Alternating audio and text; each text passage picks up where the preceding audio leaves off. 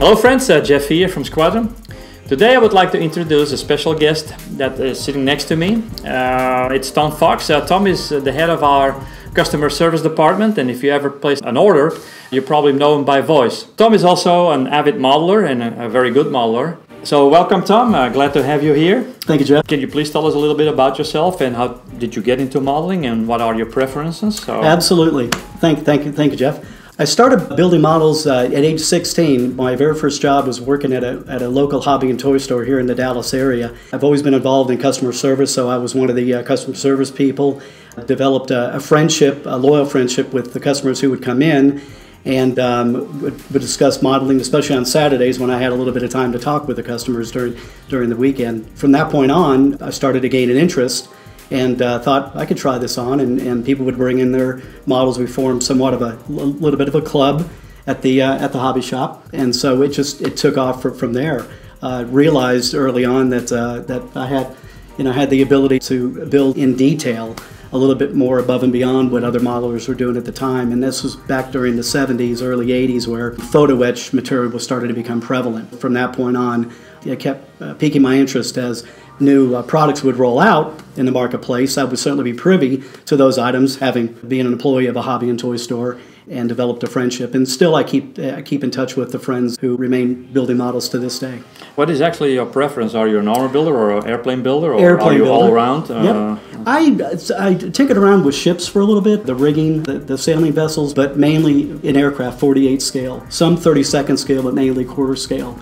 I've always been an avid aviation enthusiast. After college, I did get my private pilot's license and my instrument rating, and so I've always been involved in flying in some capacity, research and building models, so I just kept the interest going from there. Did you ever dabbled into remote control? I did, as a matter of fact. Oh, really? I sure did. A friend of mine who I grew up across the street from, his dad was actually a captain for American Airlines.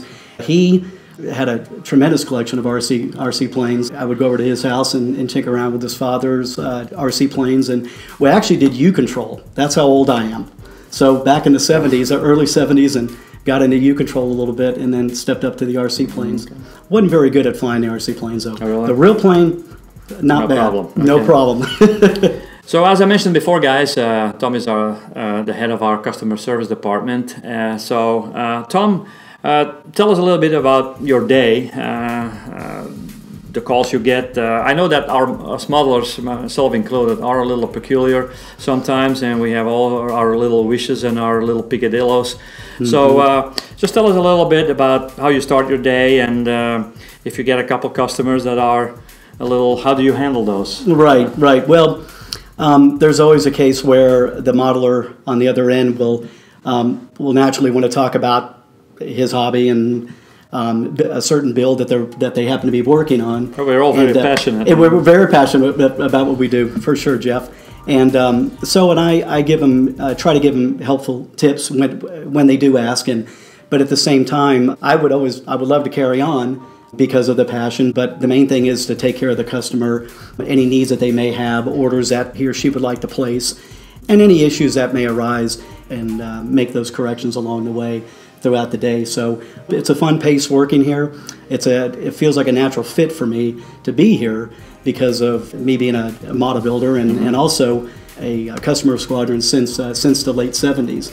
So I knew about Squadron, like as I indicated earlier, when I started out building models. When I heard of Squadron, I immediately signed up to get my customer number. Actually, how did you find this job? Interesting question. I was between jobs and interviewing with different companies in the local area. I had ordered a model from Squadron, and while I was online placing the order, I realized that that Squadron had just initiated a customer pickup program. And I thought, I'll go place the order. I'll schedule for a pickup. I'll pick up my model. I'll also take with me an envelope containing my resume, along with some photographs of some of my builds. As I rang the bell, your wife, Jill, came and invited me in, and I told her why I was there to pick up a model that I had just recently placed an order for. Yeah. Yep. She was kind enough to go get the model for me, and as she came back, I handed her the envelope containing my resume and photos of some of my work. And yeah, I looked at that portfolio. I was quite impressed then. Thank you. I put in a good word. So you're the reason why I'm here. Very good. Now, what is the like on an average day? How many calls do you get? Oh gosh, and is it all like sale calls, or is it just like calls like "Where's my order?" or what kind of a paint do I use, or what kind of a glue? Right, there are those calls, but mainly people taking wanting us to place orders. But we do get people who want to ask about model building, and I'll certainly accommodate them as much as I can. But again, keep it in mind that there's another customer who's calling in and wants to place an order as well. And there's some issues that have to be taken care of, and we totally understand that if it wasn't for our customers, we wouldn't be here.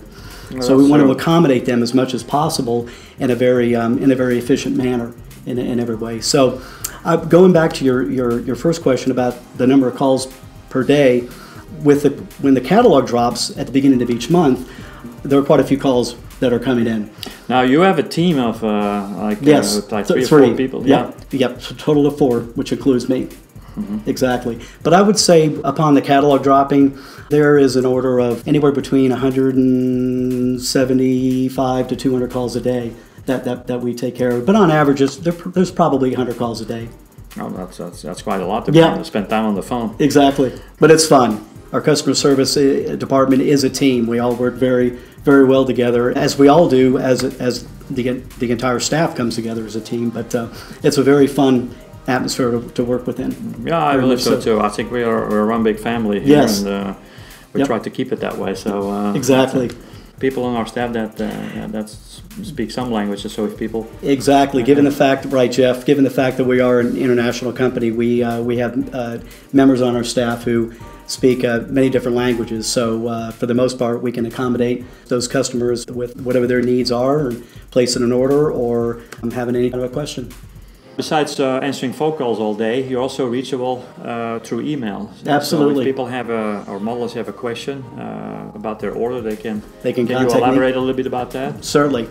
Throughout the day, in between taking calls and working on return merchandise or exchanges, any issues that may arise from a customer, I'm monitoring email all day long. So I want to make sure that I get back to them in a timely fashion via email that day. I try not to let it go any longer than after hours. It gives me the opportunity to go into a little bit more detail, whereas while I'm on the phone, need to get that order through, need to get those questions answered and move on to the next customer. I can be a little bit more detailed and descriptive in an email fashion. Now there is also, maybe we can straighten this in this little video too. I am manning the help desk email for modelers who really have model related questions, like how do I paint that, where can I find this, how can I fix this. If you have a problem with your order, or you have to ask a question about your order or try to add something, please go to the other email on our website, and then you go directly to Tom. When I get the emails, I'll respond right away, and at the same time, as you know, Jeff, you and I work in tandem, whereas I'll get some questions asked to me, and I'll defer those more technical related questions onto you. Get those over to you right away as well. Typically the calls that I do get that are coming in are people who are mature, very diplomatically put. You get any like also a younger generation? Like a few. We still get a few of those. That so there is still hope? Who get, I think so. I think so. I think the hope is still there. Still, the hobby is still hanging on, even for the younger people. But I think where the influence is coming from for the younger generation is that their father did it and got them involved in it. Well, that's how it should be. We exactly. should all encourage our kids or our younger generation. That's right. To, because it's a fun hobby. You know, there's a lot of opportunities. You can learn a lot about history, about technology. And it's a hands-on hobby. Okay, guys, that should wrap it up for now. I thank Tom for being in the seat here. Thank you, Jeff. Appreciate the opportunity. In the future, we'll do a couple more key people that work at MMD, but for now, that's a wrap. So Jef V here, signing off. We, as you mentioned, Jeff.